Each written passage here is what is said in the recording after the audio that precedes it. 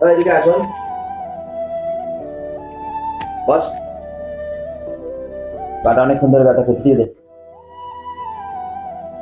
একটা কথা বলার ছিল। হ্যাঁ বল। আমার বাড়ি থেকে ভাই ফোন করেছিল। তুমি তো জানো আমরা দুই ভাই বোন লেখাপড়া জানি না। তুমি ওর জন্য একটা চিঠি লিখে দেবে? ঠিক আছে, লিখে দেবো। একটা পেন আর একটা পেপার নিয়ে যা। আচ্ছা, এই নাও পেন আর পেপার। বস, কি লিখতে হবে?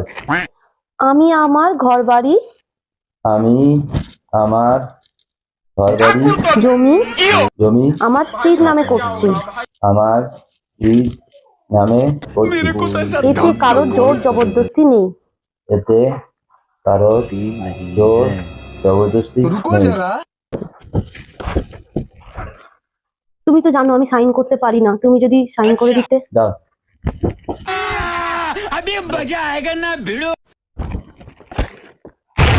এইবার দেখবো আমার উপরে কে হুকুম চালায়।